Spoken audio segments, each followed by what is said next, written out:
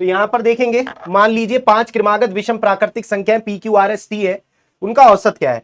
देखो क्रमागत संख्याओं का जो औसत होता है वो बीच की वैल्यू होती है, ठीक है। तो बीच की वैल्यू क्या है, आर। बीच की वैल्यू क्या है, आर। अगर समांतर श्रेणी हो तो औसत बीच की वैल्यू, अब आर तो ऑप्शन में नहीं है। अब विषम संख्याएं हैं तो आपको पता है 2-2 के अंतर में होती हैं, तो अगर ये पहली पी है तो दूसरी क्या होगी, पी प्लस 2, तीसरी क्या होगी, पी प्लस 4, तो आर औसत हो जाएगा और आर की वैल्यू पी प्लस 4 हो जाएगी। ऑप्शन नंबर ए इस क्वेश्चन का बिल्कुल करेक्ट आंसर हो जाएगा। चलिए अगले क्वेश्चन पे आते हैं।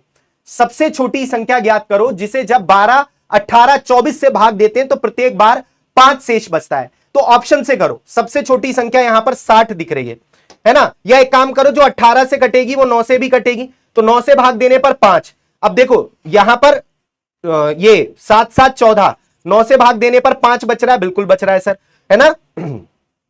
यहां पर 6 5 11, 2 बच रहा है 9 से भाग देने पर, इसमें 9 से भाग देने पर 8, इसमें 2, तो केवल ए ही ऑप्शन आंसर हो रहा है, ठीक है। या 12 इन तीनों से भाग दोगे तब भी 5 शेष बचेगा, तो यहां पर ए आंसर हो जाएगा 77। एक पिता और उसके पुत्र की वर्तमान आयु का योग 75 वर्ष है। 15 वर्ष पहले पिता की आयु पुत्र की आयु की 8 गुनी थी, 7 वर्ष बाद पुत्र की आयु कितनी होगी, ठीक है। तो यहां पर 15 वर्ष पूर्व पिता की आयु पुत्र की आयु की 8 गुनी थी, 15 वर्ष पूर्व, ये कह रहा है यहां पर। तो यहां पर अगर हम बात करें तो 8x और x 9x हो जाएगी इनकी, कब की, 15 वर्ष पहले की दोनों की आयु। वर्तमान आयु बात करें तो वर्तमान आयु हो जाएगी 15 इसमें जोड़ लेंगे, 15 इसमें 30 जोड़ लेंगे, तो वर्तमान आयु कितनी दे रखी है यहां पर, 75। वर्तमान आयु 75 है, तो यहां पर 9x बराबर 45 और 9 पंजे 45, x बराबर 5, तो 7 वर्ष बाद पुत्र की आयु, पुत्र अभी 5 का है तो 7 वर्ष बाद कितने का होगा, 5 + 7 12, तो 12 ऑप्शन में नहीं है। 1 मिनट, 7 वर्ष अच्छा 1 मिनट, ये जो एज है ना ये 15 वर्ष पहले की आई है, 15 वर्ष पहले की 5 है, तो वर्तमान में होगा पुत्र 20 का और 7 वर्ष बाद 27 का, ठीक है। तो 27 आंसर होगा सी, क्योंकि ये 15 वर्ष पहले का था ना, तो सी 27 आंसर हो जाएगा। कितना आंसर हो जाएगा, 27 आंसर हो जाएगा। तो यहां पर अगर हम देखेंगे कि 9 क्रमागत प्राकृतिक संख्याओं का योग 2088 है, 9 क्रमागत प्राकृतिक संख्याओं का योग 2088 है, तो औसत कितना हो जाएगा, औसत हो जाएगा यहां पर कुल पदों का योग बटे कुल पदों की संख्या। तो 9 दूनी 18, 2 बचा, 9 तियां 27, है ना, 9 दूनी 18, 232, तो 1 2 3 4 5 6 7 8 9, तो यहां पर बीच वाली 232 आ गई। इससे पहले 231, इससे पहले 230, इससे पहले 229 और इससे पहले 228, इसके बाद वाली 233, इसके बाद 233, 234, 234, 235 और 236। अब यहां पर कह रहा है इनमें अभाज्य संख्याएं जो है उनका औसत बताओ, तो अभाज्य संख्या 228 तो है नहीं, और यहां पर 230 भी नहीं है, यहां पर ये भी नहीं है, ये भी नहीं है, ये भी नहीं है, ये भी नहीं है, तो अभाज्य संख्याएं यहां पर 229, यहां पर 17 से कटेगा क्या, 17 एकम 17, और कितना बचा यहां पर 5, 13 से 13 एकम 13, ये भी नहीं है अभाज्य संख्या, तो यहां पर 229, 19 एकम 19 नहीं, 229 और 233 का औसत पूछ रहा है, यही तो दोनों अभाज्य संख्याएं हैं। तो 9 और 3 12, 3 3 6, 462 बटे 2, 2 दूनी 4, 2 तियां 6, 2 एकम 2, 231 आंसर आ जाएगा। कितना आंसर, बी आंसर आ जाएगा, कितना, बी इसका आंसर आ जाएगा, ठीक है। 231 इस क्वेश्चन का अभाज्य संख्याओं का औसत पूछ रहा है, समझ में आ रही है। आगे बढ़ते हैं। एक व्यापारी एक कमीज की कीमत 2000 रखता है और खरीदार को 10% डिस्काउंट देता है, डिस्काउंट के बावजूद उसे 20% का, कई बार आपको मैंने ये बात बताई है कि यहां पर जब भी ऐसा क्वेश्चन आ जाए, एमआरपी दे रखा हो, सीपी पूछा हो, आप लोग खुद बताओ सर ने कई बार ये बात बताई है कि एमआरपी देकर सीपी पूछे, तो एक रिलेशन होता है सीपी बटे एमआरपी बराबर 100 minus discount percent upon 100 plus minus profit loss percent, ठीक है, यही तो होता है। तो यहां पर एमआरपी दिया है 2000, क्रय मूल्य पूछा है, कॉस्ट प्राइस पूछा है, डिस्काउंट है 10 का, 20% का लाभ है, 30 तियां 30 चौक, 4 पंजे, 5 तियां 15, 1500 आंसर हो गया। सीपी कितना हो गया, 1500, तो क्या आंसर है, डी आंसर। एक बार सब लोग सेशन को अपने दोस्तों तक भी पहुंचा दो, जो खासकर ये पेपर भी देकर आ रहे हैं उन तक भी पहुंच जाए, वो भी आंसर अपने चेक कर लेंगे। राधे राधे। तो एक बार जल्दी से सभी लोग सेशन को अपने दोस्तों तक पहुंचा देंगे, है ना। आइए ध्यान से देखिएगा सभी लोग। तो यहां पर एक क्लास में 3 विषय अंग्रेजी, विज्ञान और गणित पढ़ाए जाते हैं। 25% छात्र गणित, 60% अंग्रेजी और 45 छात्र विज्ञान पसंद करते हैं। यदि प्रत्येक छात्र केवल एक ही विषय पसंद करता है तो क्लास में छात्रों की कुल संख्या कितनी है? अरे भाई 25% गणित और अंग्रेजी, 60%, 85 हो गया, तो 15% बाकी हो गए अंग्रेजी वाले, क्योंकि हर बच्चा एक ही सब्जेक्ट पसंद करता है। तो 25 और 60 85, तो बाकी बचे 15% बराबर 45, 1% बराबर 3 और 100% बराबर 300। तो कितना आंसर हो जाएगा? 300 आंसर आ जाएगा, सी ऑप्शन है ना। पेन भी नहीं चलाना। चलिए अगला क्वेश्चन है आपके सामने, आपकी स्क्रीन पर। ये तो बंदर वाला क्वेश्चन है, ये रीजनिंग में भी पढ़ते हो आप लोग, है ना, कि कितने समय में एक बंदर 60 फीट ऊंचे खंबे के सीट को छू लेगा यदि वह 1 सेकंड में 3 फीट उछलता है और तुरंत 2 फीट नीचे पहुंच जाता है। तो देखो, यानी 1 सेकंड में 3 फीट ऊपर चढ़ा और तुरंत नीचे उतर गया, यानी 1 सेकंड में 1 ही फीट चढ़ रहा है। 1 सेकंड में 1 ही फीट चढ़ रहा है ना। तो यहां पर आपको 1 फीट चढ़ रहा है, वो कितने सेकंड में? 3 सेकंड में। तो हमें यहां पर क्या करना है ना, जैसे ये लास्ट, जैसे 1 सेकंड में 3 फीट उछल रहा है, तो हमें उसे केवल 57 फीट ही चढ़ाना है। ये घटा लेते हैं, है ना। तो 57 फीट चढ़ेगा 57 सेकंड में। और जैसे ही मेरे भाई अब 58वां सेकंड होगा, उसमें वो 3 सेकंड की छलांग, 3 फीट की छलांग लगा लेगा। तो अगली 3 फीट की छलांग लगा लेगा कितने? 1 सेकंड में अगले। तो ऊपर पहुंच गया, यानी 60 फीट पहुंच गया 58 सेकंड में। तो 58 सेकंड इसका आंसर होगा मेरे भाई। ठीक है, ये क्वेश्चन इस तरीके से किया जाता है। ये वाला क्वेश्चन सेम बिल्कुल कराया हुआ है, और ये आपने रीजनिंग वाले सर ने भी आपके कराया हुआ है, वो कह भी रहे हैं अभी करवाएंगे, है ना। सॉरी सर, आपका क्वेश्चन करा दिया। नहीं सर। तो यहां पर अगर देखें तो ये क्या कह रहा है, 100 की पावर 25 माइनस 25 को अगर दशमलव संकेतन पद्धति में लिखा गया है तो अंकों का योग क्या होगा? ओहो, तो यहां पर इसको 10 की पावर 50 लिख लें, माइनस 25। अब 10 की पावर 50 का मतलब होता है 1 के आगे कितने जीरो? 1 के आगे कितने जीरो? 50 जीरो। बोलो हाँ सर, सही बात है, सही बात है। और इसमें से 25 घटाएंगे। देखो मेरी बात को बहुत ध्यान से सुनना, बड़ा टेक्निकल क्वेश्चन है, मतलब ज्यादा भी नहीं है। तो यहां पर जैसे मैं कहूं 1000 में से 25 घटाओगे तो कितना आएगा? 975 आ जाएगा। कितना आएगा? 975। तो यहां पर 25 घटाओगे तो लास्ट में 75 आएगा, और 48 मतलब 48 बार बचेगा 9, क्योंकि 2 डिजिट तो ये हो गए। अब 48 बार बचेगा 9। 9 कितनी बार आएगा? 48 बार। 9 48 बार। तो ये 9 48 बार, और लास्ट में लिखा होगा 75। तो ये थोड़ा सा टेक्निकल क्वेश्चन है, और इनका डिजिट सम, इन सबका योग, तो किसी भी अंक को जितनी बार जोड़ना है तो उसकी उससे गुणा कर देते हैं। 9 की 48 से गुणा कर दो, और 7 5 हो गया 12। तो 9 की 48 से गुणा करेंगे तो भाई आ जाएगा 9 8 72, 9 चौक 36 और 7 43 और प्लस 12, तो 444 आंसर आएगा। बढ़िया क्वेश्चन था। बी इस क्वेश्चन का आंसर हो जाएगा। क्या आंसर है? बी। थोड़ा रीजनिंग लग रही है ना। चलिए आगे बढ़ते हैं, नेक्स्ट क्वेश्चन पर आते हैं। करो जरा 15वां क्वेश्चन। 1 मिनट। 15th पानी। 15वां क्वेश्चन क्या है देखो।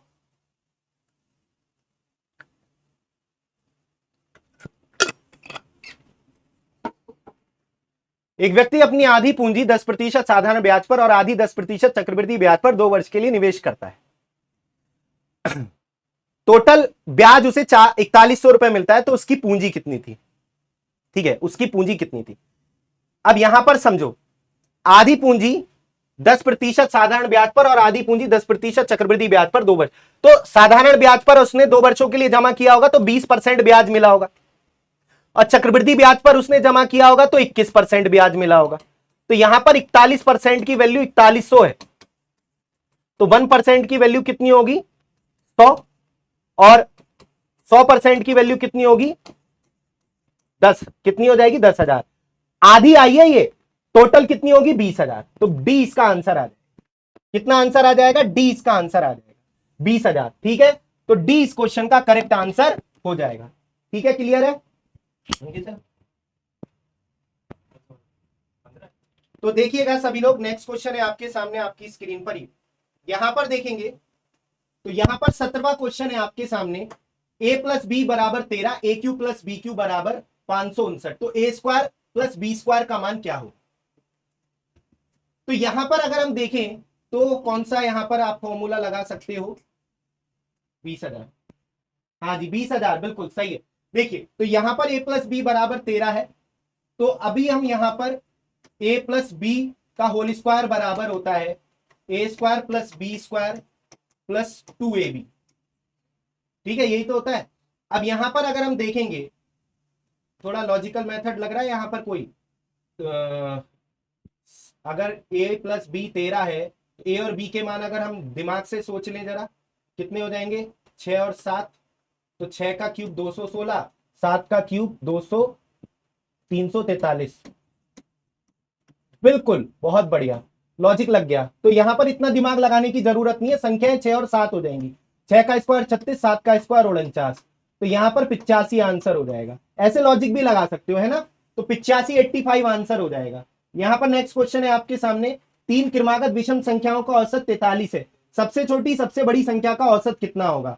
तो यहां पर 3 क्रमागत विषम संख्याओं का औसत 43 है, तो सबसे छोटी और सबसे बड़ी संख्या का औसत भी 43 ही होगा। देखो बीच की 43 है। इस तरीके का एक क्वेश्चन और आया था अभी सबसे पहला, तो इससे पहले वाली विषम संख्या ये होगी, इसके बाद वाली विषम संख्या ये होगी, और इन दोनों का औसत कितना हो जाएगा, तो 43 प्लस 45/2। और पहली बात, पदों में समान अंतर होता है तो औसत बीच वाली वैल्यू ही होती है, तो 43 ही इसका आंसर हो जाएगा। कॉमन सेंस की बात है यहां पर। तो नेक्स्ट क्वेश्चन है आपके सामने आपकी स्क्रीन पर। भाई एज रिलैक्सेशन, एज के क्वेश्चन बहुत आ रहे हैं, एज के क्वेश्चन बहुत आ रहे हैं, है ना। पिता और उसके पुत्र की आयु का योग 50 वर्ष है। 5 वर्ष पहले पिता की आयु अपने पुत्र की आयु की 4 गुना थी। इसको भी ऑप्शन से निपटा दिया करो। 5 वर्ष पहले ये होगा 35 का, अगर पहला ऑप्शन सही माने, और ये होगा 5 का, तो यहां पर ये 7 गुनी हो रही है, तो पहला गलत।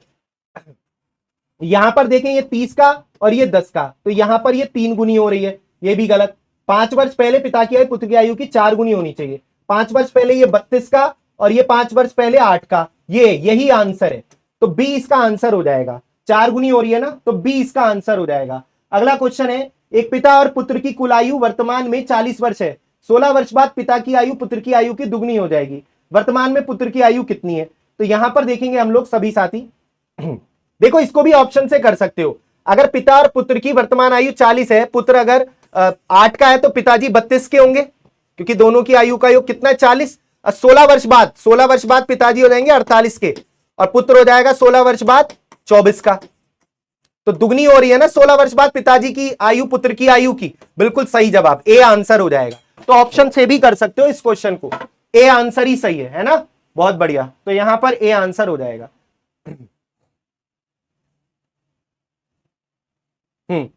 ये देखेंगे 50 विद्यार्थियों के एक समूह का औसत अंक 70 है, 30 लड़कों का औसत अंक 75, 20 का औसत अंक ज्ञात करो। लो भाई साहब, 50 का औसत अंक 70, तो 50 के कुल अंक हो गए कितने, 3500, जिसमें 30 लड़कों का औसत अंक 75 है, तो 30 के कुल अंक हो गए यहां पर 75 3 225, है ना।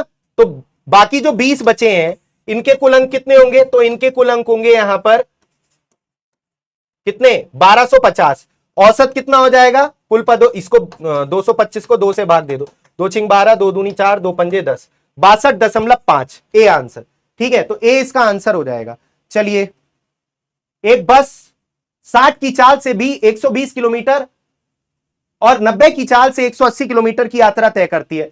पूरी यात्रा के दौरान औसत चाल क्या होगी, औसत चाल बराबर कुल दूरी बटे कुल समय। तो यहां पर देखेंगे 160 किलोमीटर कुल दूरी 120 किलोमीटर, 120 किलोमीटर कितने घंटे में हो जाएगी, 2 घंटे में, क्योंकि समय बराबर दूरी बटे चाल होता है। और बाकी की 180 किलोमीटर 90 की स्पीड से, ये भी 2 घंटे में, है ना। तो यहां पर आपका आंसर आ जाएगा कितना, कुल दूरी बटे कुल समय 75 आ जाएगा, डी ऑप्शन। तो कितना आंसर है, डी इसका आंसर हो जाएगा, डी इसका आंसर हो जाएगा। सही है।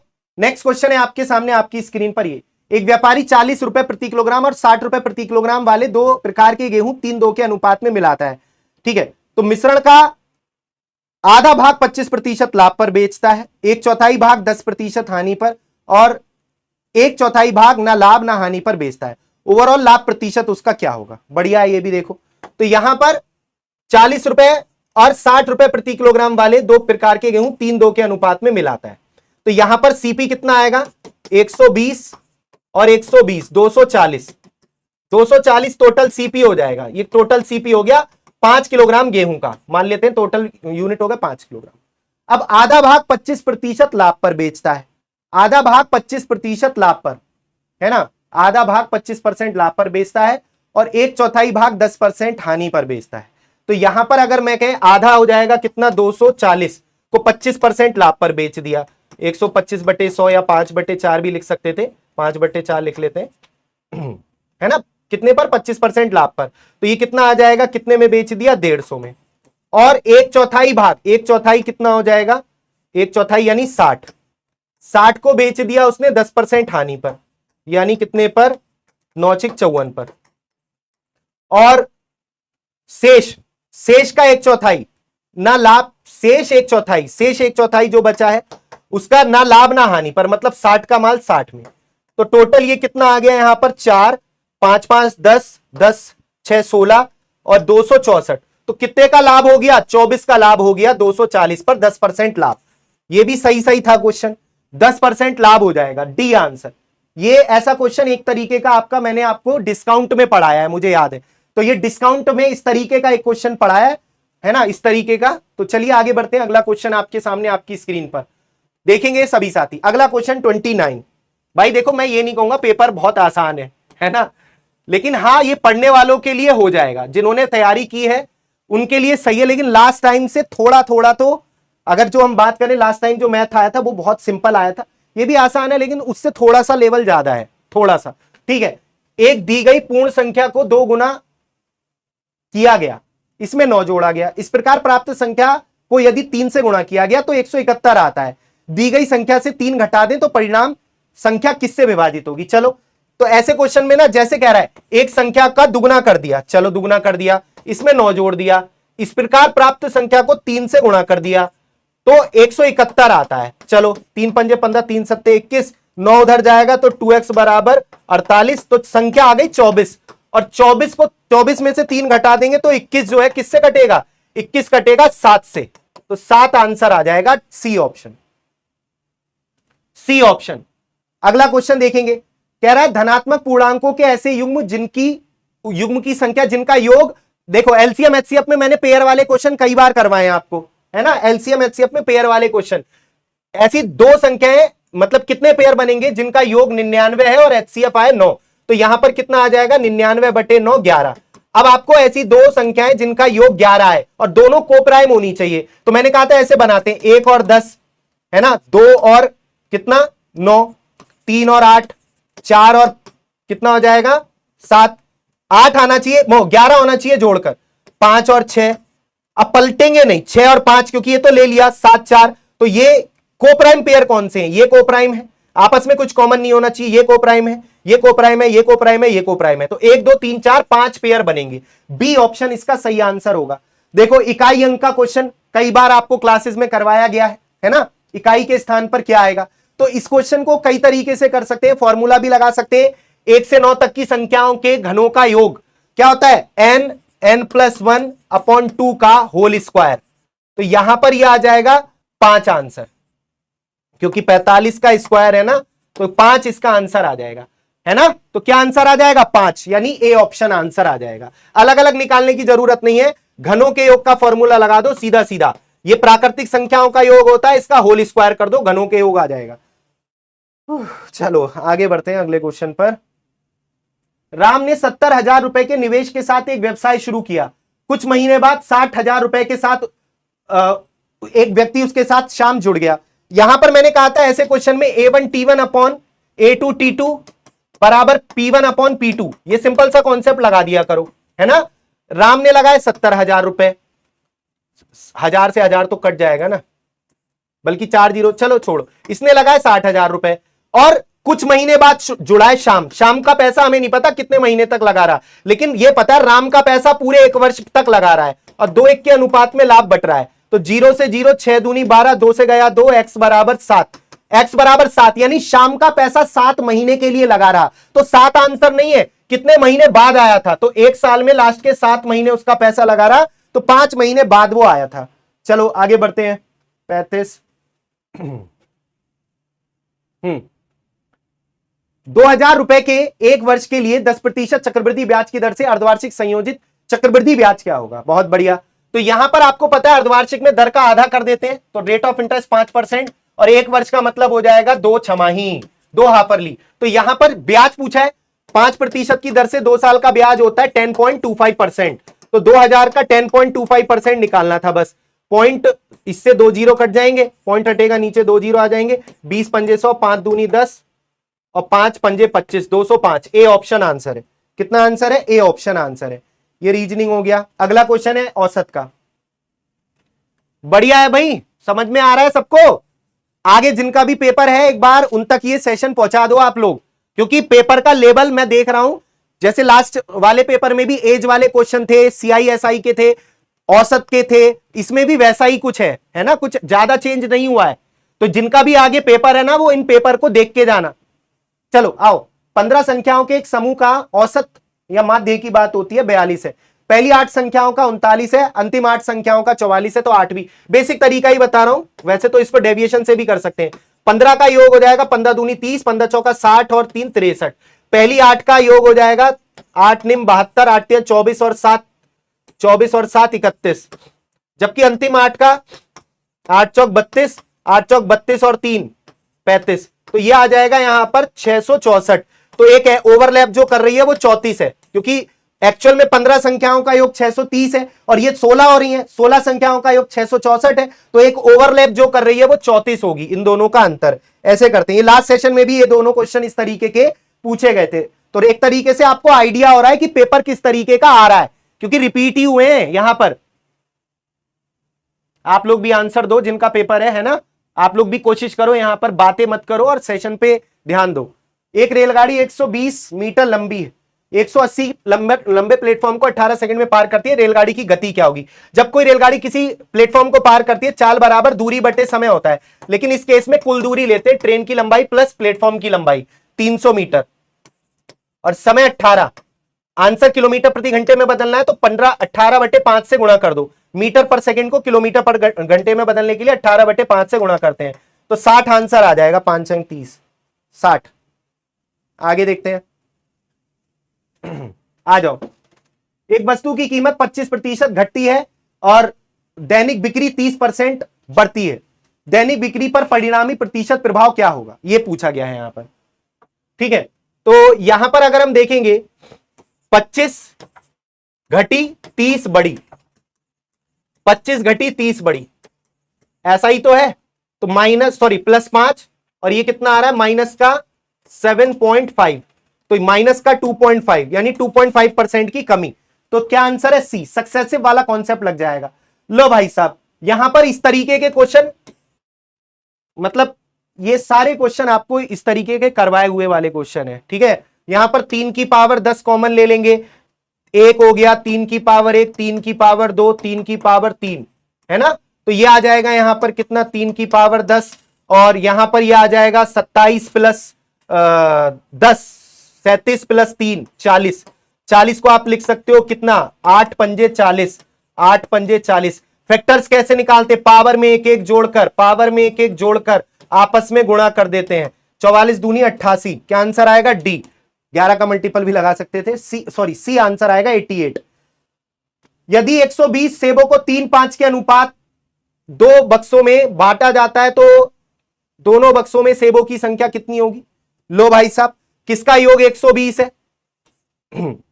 ये कितना आ जाएगा? सबका योग 120 है, तो बांट लो, कोई दिक्कत। 3-5 का अनुपात चेक करो, यहां 3-9 का अनुपात है, 15 तिया 45, 15 पंजे 75 और यहां पर इनका योग भी देखें तो कितना आ रहा है? 120। तो ए ही ऑप्शन आंसर है, ए ही ऑप्शन। यहां पर 1-2 का अनुपात है, एक ही ऑप्शन ऐसा है जिसमें 3-5 का अनुपात है, ए ऑप्शन, और जोड़ के 120 आ रहा है। ए ऑप्शन आंसर हो जाएगा। आगे बढ़ते हैं। कह रहा है किसी निश्चित राशि पर 10% प्रतिवर्ष की दर से एक वर्ष के लिए साधारण ब्याज चक्रवृद्धि ब्याज का अंतर 100 है, तो राशि बताओ। तो यहां पर मैंने आपको यह बात कई बार बताई है, क्योंकि अर्धवार्षिक रूप से संयोजित हो रहा है। तो इस क्वेश्चन में क्या किया करो ना, समय की वैल्यू 2 हो जाएगी और दर कर दो आधी, और 2 साल के CISI का अंतर वाला कॉन्सेप्ट लगा दो। PR² बटे 100 की पावर 2, PR² बटे 100 की पावर 2, 25 चौका 100, 4 से इधर गुणा 40,000 आंसर, सी ऑप्शन। अगला क्वेश्चन है, ये आपका घन घनाओं का रीजनिंग का है।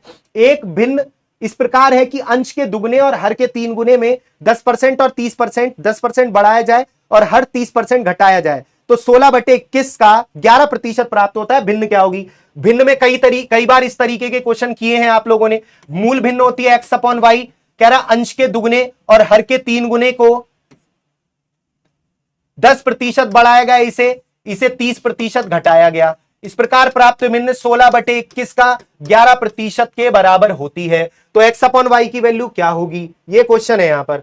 तो यहां पर 0 से 0 गया, 11 से गया 11, 2 अट्ठे 16, 3 सत्ते 21, 7 से गया 7, तो 8/100 आ गई, यानी 2/25। B option. तो बी इस क्वेश्चन का आंसर हो जाएगा। आगे बढ़ते हैं, अगले क्वेश्चन पर आते हैं। एक सर्वेक्षण से पता चलता है कि 63% भारतीय कॉफी पसंद करते हैं, 82% चाय पसंद करते हैं, x% भारतीय दोनों पसंद करते हैं। तो x का मान यहां पर क्या होगा? x का मान क्या होगा? तो यहां पर अगर हम बात करें तो 63 और 82 कितना होता है? 63 और 82 तो ये होता है 145। तो 45% दोनों वाले आ गए, क्योंकि टोटल तो 100 ही होंगे ना, तो 45% कॉमन वाले आ गए। x का मान 45 हो जाएगा। आगे देखते हैं, रीजनिंग है। एक परीक्षा में 60% गणित में कई बार इस तरीके के क्वेश्चन आपको करवाए हैं। इवन कल मैं पढ़ा रहा था एप्लीकेशन पर, तो यही वाले क्वेश्चन करवा रहा था। एक परीक्षा में 60% गणित में, 65% विज्ञान में पास हुए, 30% दोनों में फेल हुए। तो मैंने इसके लिए आपको बताया इसमें क्या शॉर्ट ट्रिक लगाया करो, पास पास माइनस दोनों में पास। पहले में पास 60, दूसरे में पास 65 और दोनों में पास हो जाएंगे 70, क्योंकि दोनों में फेल। तो टोटल पास आ जाएंगे मेरे भाई कितने?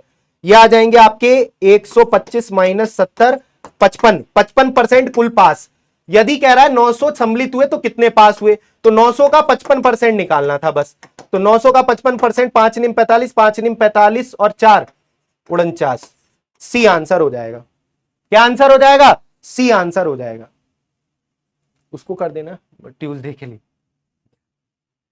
चलिए, तो नेक्स्ट क्वेश्चन है आपके सामने, आपकी स्क्रीन पर ही। एक ठोस अर्धगोले पर रखे शंकु के, क्या है? एक ठोस अर्धगोले पर एक शंकु रखा हुआ है। अच्छा, रख दिया भाई साहब। प्रत्येक की त्रिज्या 6 सेंटीमीटर है। ओके, इसकी भी उसकी भी। ठोस की कुल ऊंचाई 14 सेंटीमीटर है, तो ये 6 होगी तो ये 8 होगी। बहुत बढ़िया। तो ठोस का पृष्ठीय क्षेत्रफल क्या होगा? तो यहां पर मेरे भाई शंकु का अलग निकाल लो, अर्धगोले का अलग निकाल लो। ठीक, तो यहां पर क्या आ जाएगा इसका आंसर? देखेंगे पृष्ठीय क्षेत्रफल। तो शंकु का पृष्ठीय क्षेत्रफल पाई आर एल होता है। पाई आर एल, एल तिरछी ऊंचाई यहां पर 6 8 10, तो 60 पाई हो गया शंकु का। और अर्धगोले का कितना हो जाएगा यहां पर पृष्ठीय क्षेत्रफल?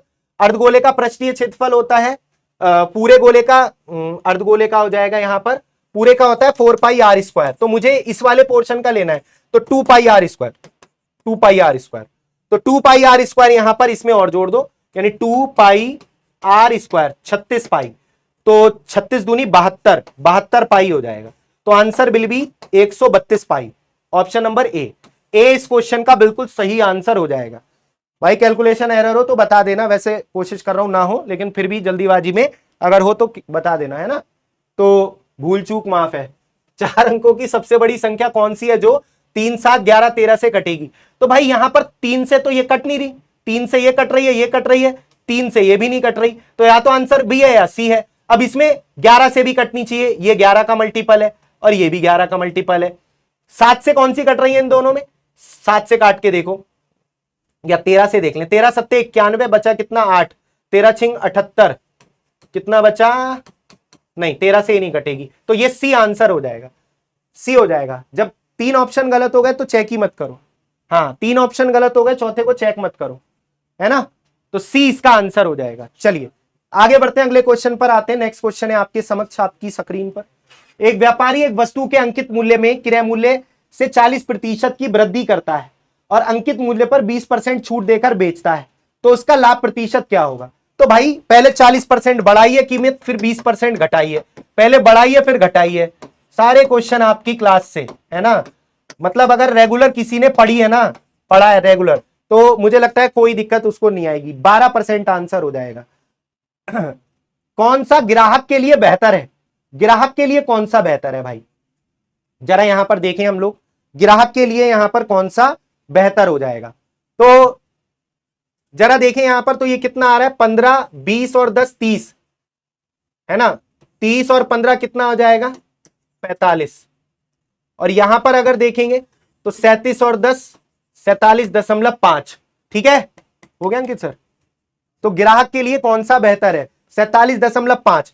तो मेरे भाई यहां पर बी बेहतर है, क्योंकि यहां से ओवरऑल डिस्काउंट भी ज्यादा आ रहा है, ज्यादा छूट मिलेगी यहां से। मैथ के लगभग कितने, आधे मैथ के आधे, है ना। तो यहां पर क्या आंसर आ जाएगा, बी इसका आंसर आ जाएगा। इसमें पूरा करने की जरूरत नहीं है, पूरा तो काफी लेंथी हो जाएगा। देखो अगर हम करने बैठ जाए 20% मतलब 1/5, 5 से 1 की छूट 4 में, 15% 3/5, तो 3 5 की चीज 3 के डिस्काउंट के साथ 2 में, 10% मतलब 1/10, 10 की चीज यानी 9 में। तो यहां पर हमें निकालना पड़ेगा 250 और 72, फिर यहां पर कितने का डिस्काउंट है 250 पर, फिर ऐसे इसका निकालना पड़ेगा। तो यहां पर हमें ऐसा करने की जरूरत नहीं, क्योंकि ओवरऑल जहां से ज्यादा आ रहा है तो वहां से ज्यादा डिस्काउंट मिलेगा। तो बी आंसर आ जाएगा, बी, बी बेहतर है। ये देखिए कई बार आपको करवाया है और मैंने बताया भी है, बहुत इंपॉर्टेंट क्वेश्चन होते हैं। एक संख्या को 35 से भाग देने पर 18 मिलता है, उसी संख्या को 7 से भाग देंगे तो ऐसे प्रश्नों में शेष को संख्या मान लेते हैं। तो 7 को 18 से भाग दे दो, 4 शेष आ जाएगा। शेष को ही संख्या मान लो, उसी संख्या में 7 से भाग दे दो। चलिए, तो 4 इस क्वेश्चन का आंसर आ जाएगा। अगला क्वेश्चन 60वां। एक कस्बे की जनसंख्या पहले वर्ष 10% और दूसरे वर्ष 20% बढ़ रही है, वर्तमान में 66,000 हो गई है। तो 2 वर्ष पहले कितनी थी, तो भाई देखो पहले बढ़ी 10%, फिर बढ़ी 20%, और अब कितनी हो गई है, 66,000 हो गई। तो 0 से 0, 0 से 0, 11 छिंग 66, 12 पंजे 60, 50,000, सी ऑप्शन। तो कितना आंसर आ जाएगा, सी ऑप्शन आंसर। एक बल्लेबाज 16 पारियों में एक निश्चित औसत से रन बनाता है, 17वीं पारी में 85 रन बनाता है, जिससे उसकी 17 की 17 पारियों को 3-3 रन का फायदा हो जाता है। इसका मतलब 85 रन बनाकर 17 की 17 पारियों को 3-3 रन का फायदा दिया है, मतलब 17वीं पारी में 51 रन एक्स्ट्रा बनाए होंगे, यानी 17वीं पारी में 51 रन एक्स्ट्रा बनाए होंगे, मतलब 16 पारियों में 34 के औसत से रन बना रहा था। तो अब नया औसत हो जाएगा 3 रन बढ़कर 34 + 3 37। तो डी आंसर आ जाएगा। बेसिक इंपॉर्टेंट है ना। 200 मीटर लंबी एक ट्रेन 90 की चाल से चल रही है, उसी दिशा में 60 की चाल से चल रही 250 मीटर लंबी दूसरी ट्रेन को ओवरटेक करती है। पहली ट्रेन दूसरी ट्रेन को कितने समय में ओवरटेक कर देगी। समय बराबर होता है कुल दूरी बटे सापेक्ष चाल। तो 200 + 250 450, और उसी दिशा में है, सॉरी उसी दिशा में है, सेम डायरेक्शन में अंतर लेंगे। सर क्या कर रहे हो, अंतर लेंगे, अंतर है ना, सेम डायरेक्शन है। तो ये कितना आ गया, 150 तियां 18 तियां 54, अपोजिट में नहीं है, सेम डायरेक्शन में, उसी दिशा में, ए आंसर हो जाएगा। अगला क्वेश्चन, दो संख्याओं का अनुपात 3-5 है, प्रत्येक में 10 की वृद्धि करने पर 5-7 का अनुपात हो जाता है, मूल संख्याएं क्या होंगी। तो यहां पर 2-2 का अंतर है, 2 यूनिट बराबर 10, 1 यूनिट बराबर 5, 3 यूनिट बराबर 15 और 5 यूनिट बराबर 25, 15-25 बी ऑप्शन आंसर है। ऑप्शन से भी कर सकते हो, बी ऑप्शन आंसर है। अगला, सर बच्चे बोल रहे हैं इसमें कि कल की मैराथन लगा लीजिए, तो बच्चों से पूछ लेते हैं। बिल्कुल भाई, कल मैराथन लगेगी, टेंशन मत लो आप लोग, ठीक है, कल मैराथन लग जाएगी। तो यहां पर अगर हम देखें,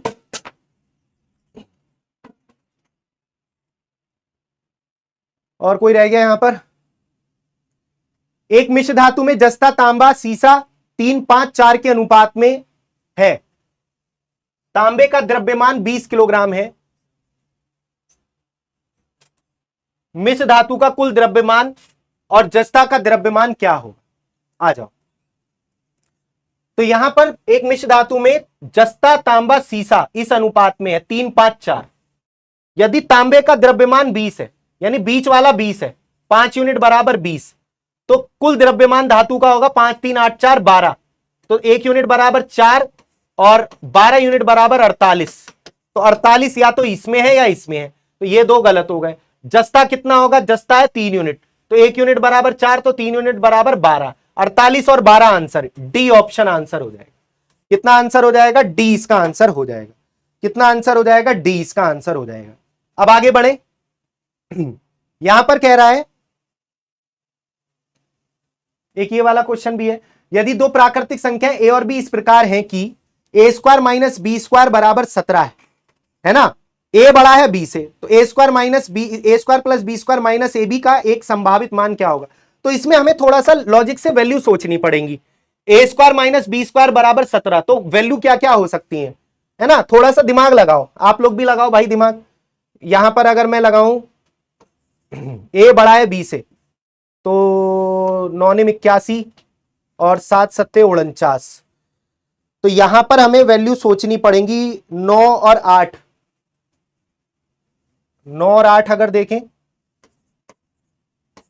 बिल्कुल सही है, तो 9 और 8 हो जाएंगी संख्याएं, है ना, 9 का स्क्वायर माइनस 8 का स्क्वायर, ठीक है, 81 माइनस 64 17, बिल्कुल सही है। ए बड़ा है बी से, तो यहां पर 9 81 और 64 और कितना हो जाएगा 9 8 72। तो ये लॉजिकल रीजनिंग टाइप क्वेश्चन है भाई, दिमाग लगाना पड़ेगा थोड़ा सा, है ना। 73 73 ए ऑप्शन, तो थोड़ा सा रीजनिंग वाला क्वेश्चन है। आगे बढ़ते हैं, अगले क्वेश्चन पर आते हैं।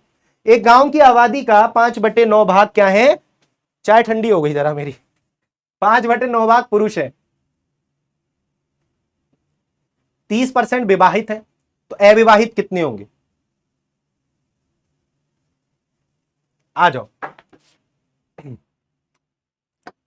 तो 5 में से 9 में से टोटल अगर 9 है, तो इसमें मेल कितने 5, तो फीमेल कितनी होंगी 4,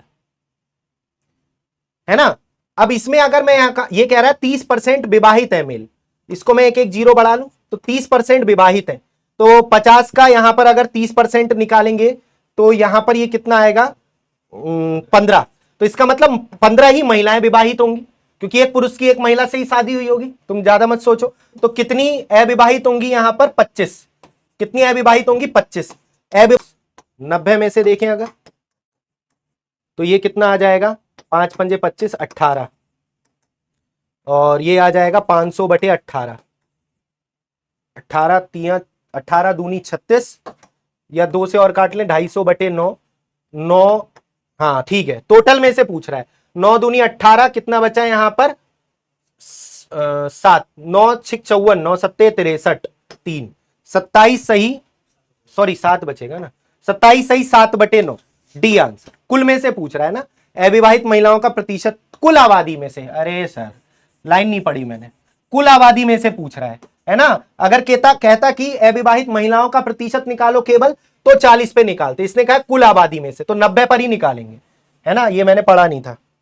चलो आगे बढ़ते हैं हम लोग, नेक्स्ट क्वेश्चन पर आते हैं। और कोई, ये देखो, वाह बहुत बढ़िया, ये भी क्वेश्चन सर्च सिंडिसिस में आपको करवाया हुआ है। इसमें पहले सबसे बड़ा निकालो और सबसे छोटा निकालो, तो कैसे निकालते हैं, 6 की पावर 1/4, 2 की पावर 1/2, 4 की पावर 1/3, है ना। अब एलसीएम ले लो, यहां पर 4 2 3 का कितना आएगा, 4 2 3 का एलसीएम 12, तो 12 से सब में गुणा कर दो,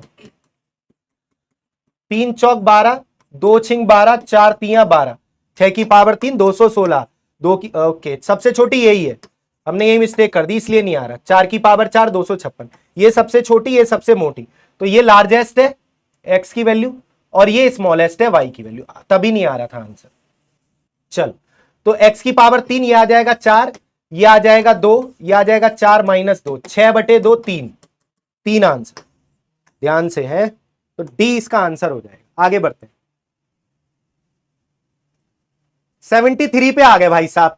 2.5 वर्षों में दुगनी, तो 8 गुनी कितने वर्षों में होगी, 2.5 वर्षों में दुगनी 8 गुनी, 8 को 2 की पावर 3 लिख सकते हैं, और इधर पावर 3 गुनी हुई है, तो इधर भी 3 गुना कर दो, 7.5, डी ऑप्शन, कई बार करवाया हुआ क्वेश्चन है, यहां पर डी इसका आंसर हो जाएगा।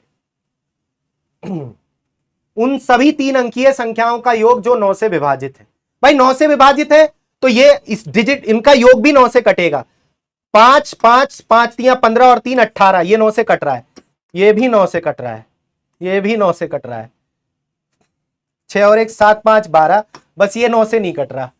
वाह भाई वाह, तो ये भी हो सकता है, ये भी हो सकता है, ये भी हो सकता है, तीनों हो सकते हैं।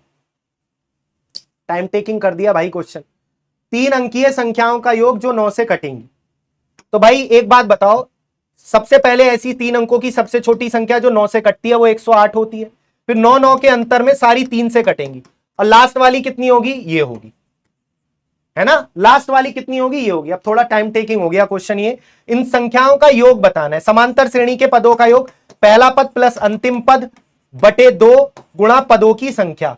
अब पदों की संख्या हमें नहीं पता कितनी है, अंतिम पद माइनस प्रथम पद बटे पदों का अंतर प्लस 1, तो ये दोनों कॉन्सेप्ट लगेंगे। तो ये आएगा कितना, इतना आएगा 9 निम 81, कितना बचा, 9 निम 81, 100 संख्याएं हो जाएंगी, 100 100 50 बार कट गया, और ये आ जाएगा 9 और 8 17, 9 और 1 10, 9 और 1 10 और 1 11 गुणा 50, 5 सत्ते 35, 11 पंजे 55, 55 350, ए इसका आंसर आ जाएगा। बढ़िया था भाई, क्योंकि तीनों ऑप्शन 9 के मल्टीपल दे दिए, एग्जामिनर थोड़ा सा मेहनत करवाना चाह रहा है आपसे। ए ऑप्शन इसका करेक्ट आंसर हो जाएगा। 5 अंकों की पूर्ण वर्ग संख्या होती है सबसे बड़ी 99,856, इसके अंकों का योग क्या होगा, तो इसके अंकों का योग हो जाएगा 9 9 18 और 8 कितना हो जाएगा 26 और 5, 26 और 5 हो जाएगा 31 और 6 37। 5 अंकों की सबसे बड़ी पूर्ण वर्ग संख्या 99,856, 316 का वर्ग होता है, कितना 316 का वर्ग, 316 का वर्ग होता है ना। एक अंक की सबसे बड़ी पूर्ण वर्ग 9, 2 अंकों की सबसे बड़ी पूर्ण वर्ग 81, है ना। तो यहां पर ये आपको ध्यान रखना है, 12,000 रुपए की एक राशि को 2 वर्षों के लिए एक निश्चित वार्षिक चक्रवृद्धि ब्याज पर निवेश किया जाता है।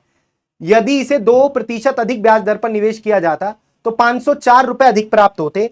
तो मूल ब्याज की दर क्या है, तो यहां पर अगर हम देखेंगे सभी लोग, तो यहां पर 4% अगर एक्स्ट्रा, ठीक है, 2 वर्षों के लिए एक निश्चित वार्षिक चक्रवृद्धि ब्याज की दर पर निवेश किया जाता है।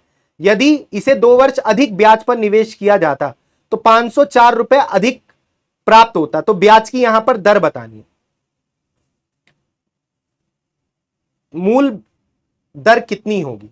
तो यहां पर अगर हम देखेंगे तो basically hit and trial method लगाना पड़ेगा यहां पर, क्योंकि अगर ब्याज की दर अगर मैं मान लूं 6% होती, ब्याज की दर अगर 6% होती, हिट एंड ट्रायल मेथड लगाएंगे, पहले ब्याज की दर कितनी होती 6%, है ना। तो देख लेते हैं, पहले ब्याज की दर 6% होती तो 12,000 रुपए पर टोटल कितना ब्याज प्राप्त होता।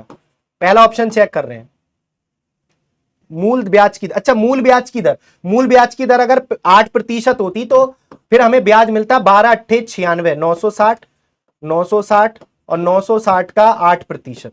तो ये तो पॉइंट में आ रहा है, ये तो पॉइंट में आ रहा है, कितना आ रहा है 8 गुणा 0, 8 छिंग 48, 9 अट्ठे 72, 9 अट्ठे 72 और 4 76। तो फिर हमें टोटल ब्याज इतना मिलता। अगर ब्याज की दर 2% ज्यादा होती तो 10% होती, फिर तो यहां पर यह आता 1200, और ये 1200 और 1200 का 10% 120। तो यहां पर ये मेरे भाई टोटल का डिफरेंस पॉइंट में आएगा, तो ये तो आंसर नहीं है। अगर हम इसको चेक करें, ब्याज की दर 4% देखें, तो अगर 1200 का 4% अगर देखें, 12,000 का 4%, तो ये आ जाएगा कितना 12, या फिर हम डायरेक्ट ही निकाल लें, चलो ऐसे ही कर लो, 12,000 का 4% हो जाएगा कितना 12 चौक 48, 480, 480 और 480 का 4%, तो यह आ जाएगा कितना 0, 8 चौक 32, 4 चौक 16 और 3 19, 19.2। और यहां पर अगर ब्याज की दर 2% ज्यादा होती, 6% होती, तो 6% 12,000 का कितना हो जाएगा 6%, 12 छिंग 72, 720, 720 और इसका 6% अगर देखें 6 कितना आ जाएगा 6 दूनी 12, 6 सत्ते 42 और 1 43। तो ये इनका अंतर आपका पूरा पूरा आ रहा है। तो यहां पर ये 960 और 19.20, तो ये आ जाएगा 979.20, और ये कितना आ जाएगा 144 जीरो को इसमें ये ऐड कर देंगे 43.20, तो यहां पर ये आ जाएगा आपका, बिल्कुल भाई यही आंसर है ना। इन दोनों का अंतर अगर आप देखेंगे तो कितना आ रहा है यहां पर 504, बिल्कुल। तो ये ब्याज की दर बी ऑप्शन आंसर होगा। कितना आंसर होगा बी। तो ये थोड़ा सा हमने ऑप्शन से अंदाजा लगाया है, अच्छा क्वेश्चन है, बी इस क्वेश्चन का आंसर होगा, बी इस क्वेश्चन का करेक्ट आंसर होगा। कह रहे कुछ मित्रों ने पिकनिक पर जाने का निर्णय लिया, इस प्रकार 768 रुपए खर्च करना उन्होंने डिसाइड किया, है ना। इसमें 4 मित्र ना आने के कारण जिन मित्रों ने भाग लिया प्रत्येक को 16 रुपए अतिरिक्त देने पड़े। तो कितने मित्रों ने पिकनिक पे भाग लिया था? देखो यहां पर अगर 11 गए थे तो भाई 768 रुपए का खर्चा था टोटल। तो यहां पर 11 छिंग 66, ये तो 11 से कट ही नहीं रहा है ना, 11 छिंग 66, ये तो 11 से कट ही नहीं रहा। तो इसे छोड़ो यहां पर। अगर यहां पर मैं कहूं कौन सा ऑप्शन, 14 चौका 56, 14 पंजे 70, ठीक है, 12 छिंग 72, 12 चेक करें अगर, तो अगर 12 गए थे तो यहां पर 12 छिंग 72, 12 चौक 48, तो प्रत्येक का खर्चा 64 आया। अगर 4 मित्र जो नहीं गए हैं अगर वो जाते तो फिर प्रत्येक पर कितना रुपए खर्चा आता? तो फिर 16, है ना। अगर जो 4 नहीं गए वो जाते तो प्रत्येक पर कितना आता? 16 चौका 64, 16 अट्ठे 128। तो यहां पर अगर देखें 16 रुपए एक्स्ट्रा खर्चा आया है। तो इसका मतलब गए कितने थे? कह रहा कुल कितने मित्रों ने पिकनिक में भाग लिया? 12 गए थे। अगर 4 और चले जाते तो 16 रुपए प्रत्येक पे ज्यादा ना पड़ते। तो डी इसका आंसर आ जाएगा। मैंने वो ऑप्शन पहले चेक किया जो 768 को काट रहा है ना। तो डी इस क्वेश्चन का आंसर आ जाएगा। कितना आंसर आएगा? डी। कह रहा है एक मिश्रण में मिल्क और वाटर का अनुपात 4:3 है। 10 लीटर पानी मिलाने के बाद 4:5 का अनुपात हो जाता है। तो दूध में की आरंभिक मात्रा कितनी है? तो यहां पर पानी मिला है 2 यूनिट, 2 यूनिट की वैल्यू यहां पर 10 है, तो 4 यूनिट की वैल्यू 20 हो जाएगी। तो दूध की मात्रा 20 लीटर। बहुत बढ़िया, डी आंसर। अगला देखें, ये तो रीजनिंग है ना। नेक्स्ट यहां पर आ जाते हैं। तो यहां पर पहले आपको x की वैल्यू निकालनी पड़ेगी। ये भी क्वेश्चन सही सा है। इधर आ जाओ। तो यहां पर 4 की पावर इसको लिख सकते हो 0.4 की पावर 3, 0.4 की पावर 3, और ये 0.4 की पावर 7 गुणा में घाते जुड़ जाती हैं। तो 4 और 3 7, क्या बोल रहा हूं, 3 और 7 10, ये हो गया। और इधर देखें 0.4 की पावर x, और यहां पर इसको लिख सकते हैं 0.4 की पावर 4, 4 दूनी 8, गुणा में घाते जुड़ जाती हैं। तो ये x प्लस 8 हो जाएगा। बेस सेम तो पावर सेम, 10 बराबर x प्लस 8, x बराबर 2। तो x बराबर 2 यानी 2 की पावर -1, -1, 2 -1, यानी आ जाएगा नीचे तो 1 आ जाएगा, और ये 1/2, तो ये माइनस का 1/2 आ जाएगा, माइनस का 1/2। तो माइनस का 1/2, डी आंसर आ जाएगा। डी इसका आंसर है। कह रहा है एक पाइप 8 घंटे में टैंक को भर सकता है, दूसरा पाइप 12 घंटे में खाली कर सकता है। तो एक्स वाई अपॉन एक्स और वाई का डिफरेंस लगाओ, एक भरता है एक खाली करता है, तो ये लगाते हैं। 24 आंसर होगा, सी ऑप्शन। राम और श्याम 720 रुपए को 5-7 के अनुपात में बांटते हैं। हरी जुड़ जाता है तो नया अनुपात इतना हो जाता है ना। तो हरी का योगदान कितना होगा? हरी का योगदान कितना होगा? यदि हरी उनके साथ जुड़ जाता है तो नया अनुपात इतना है। तो यहां पर हरी का योगदान कितना होगा?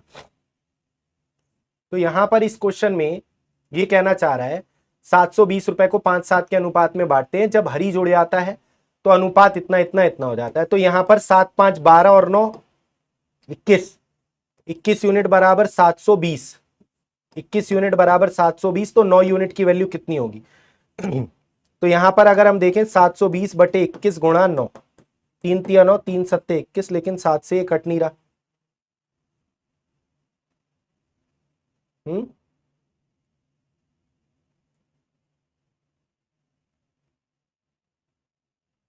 फिर क्या कहना चाह रहा है?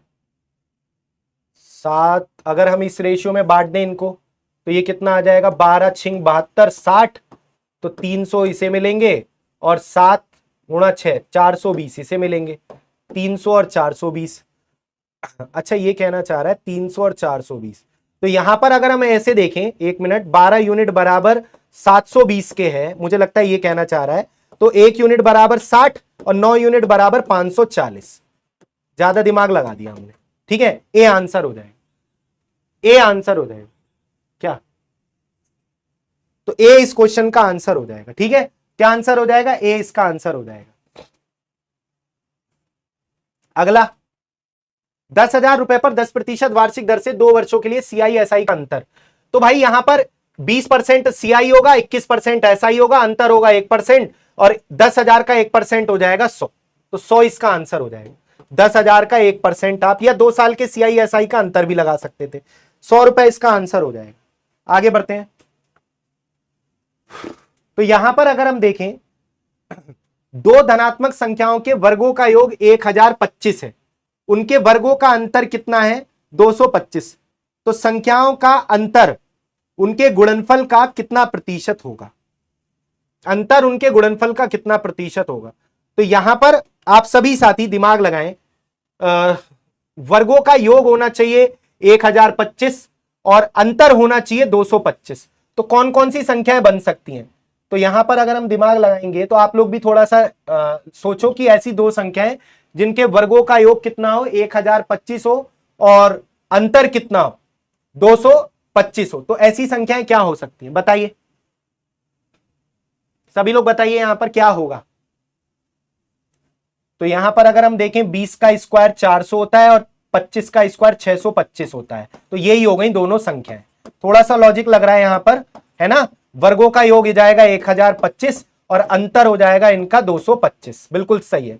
अब यहां पर 225 ही आएगा ना? हाँ बिल्कुल। अब इनके अंतर की बात करें तो इनका अंतर आएगा 20-25 का 5। इनके गुणनफल की बात करें तो गुणनफल आएगा 500। अंतर गुणनफल का 10% हो जाएगा, नहीं 1%, सॉरी 1% हो जाएगा। 1%, ये भी क्वेश्चन अच्छा था भाई, है ना, लॉजिक लग रहा है। 1% आंसर आएगा ये ए, ठीक है, ए आंसर आ जाएगा। कह रहा है कि स्ट्रीट लाइट के सभी खंभे एक सीधी पंक्ति में 50 मीटर के अंतराल पर लगाए जाते हैं, ठीक है, 50 मीटर के अंतराल पर। पहले और नवे के बीच की दूरी कितनी होगी? तो पहले, ये रीजनिंग का है, 400 ही आंसर आएगा। चलो रीजनिंग वाले सर कह रहे हैं सर इसे मुझे कराने दो। ये तो देखिए यहां पर चीनी की वास्तविक कीमत कितनी होगी, है ना। कह रहा है चीनी की कीमत में 10% की कमी के कारण 100 रुपए में 5 किलोग्राम अधिक मिलती है। तो इसकी मैंने क्या ट्रिक बताई है मूल कीमत निकालने के लिए? X% गुणा कीमत, X% गुणा कीमत बटे मात्रा गुणा 100 प्लस माइनस X%। अगर नई कीमत पूछता तो यहां पर केवल 100 लिखते, तो यहां पर ये इसका आंसर आ जाएगा कितना? 220 बटे 9। तो 9 दूनी 18, 2 सही 2 बटा 9।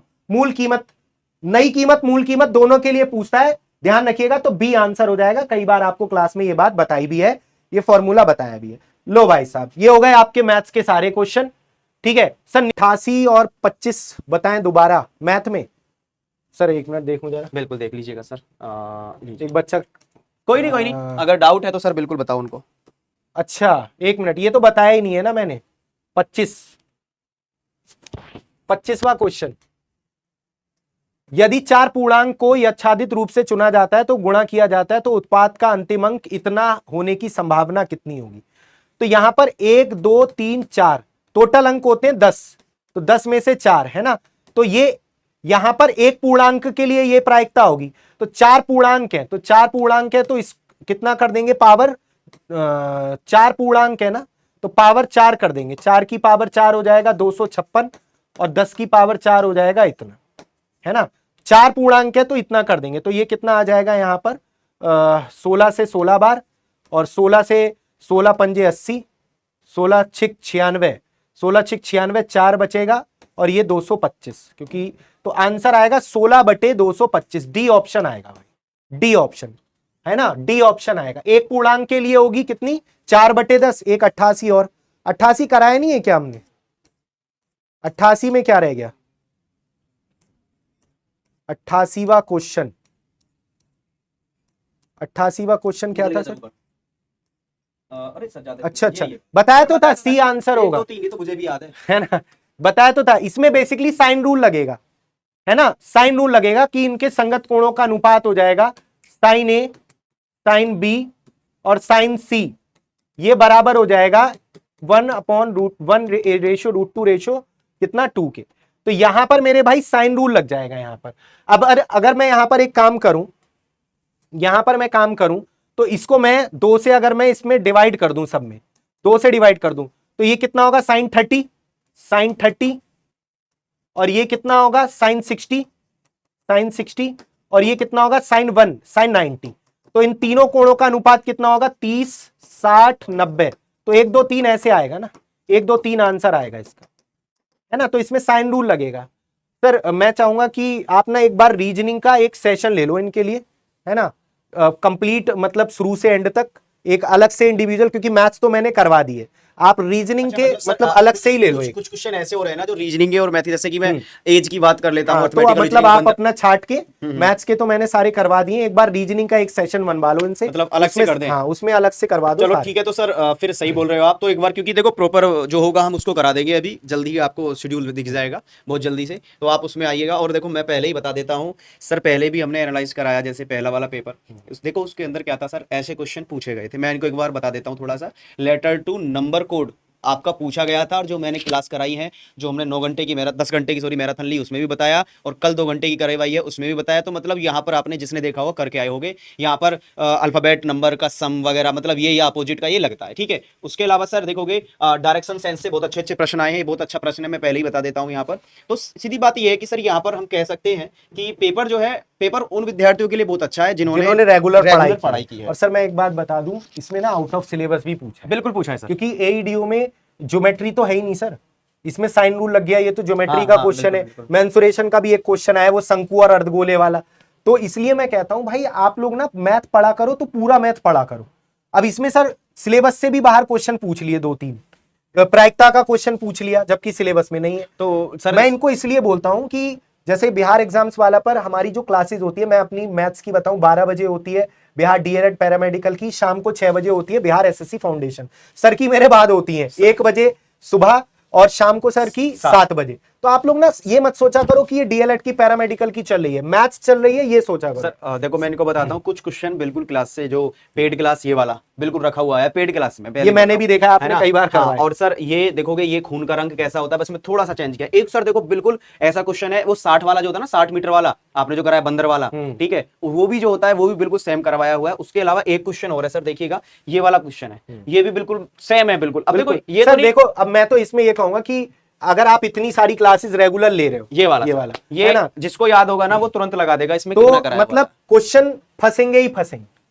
आप लोग पढ़िए सर इसका अपना एक बार अलग से रीजनिंग का, बिल्कुल सर, केवल अभी रीजनिंग अभी क्या है कि सर बिल्कुल अभी इनके शेड्यूल लग जाएगा और बहुत जल्दी देखने कल मैराथन भी है सर। बिल्कुल सर मैराथन, कल एईडीओ की मैराथन है भाई, जुड़िए सभी लोग। और मैं चाहूंगा कि जिन बच्चों का आगे एग्जाम है ना वो जरूर जुड़े, भाई क्योंकि देखो, बिल्कुल बिल्कुल क्वेश्चन रिपीट से हो रहे हैं, मतलब लगभग रिपीट हो रहे हैं क्वेश्चन। तो आप लोग एक बार पैटर्न, जिनका आगे 21 तारीख को मैथ और उसका है, तो भाई उनके लिए तो रामबाण है ये समझ, आप जरूर जुड़िएगा। बिल्कुल सर, और देखोगे अभी क्या है कि सेशन में मिलेंगे फिर आपसे कंप्लीट सेशन रीजनिंग। और अभी कोई डाउट हो किसी भी बच्चे को किसी क्वेश्चन से रिलेटेड, वैसे मैंने कोशिश की है कोई गलती ना हो, है ना, लेकिन फिर भी अगर भूल चूक हो गई हो तो उसके लिए क्षमा चाहेंगे आपसे, है ना। हाँ सर, हो जाता है ना, सबसे हो जाता है भाई, कोई दिक्कत की बात नहीं है। तो चलिए, thank you so much sir, अभी करवा रहे हैं आपको रीजनिंग का पूरा पोर्शन अलग से। आप लोग बताइए मैथ्स में आपके कितने क्वेश्चन सही हुए कमेंट करके। Thank you so much.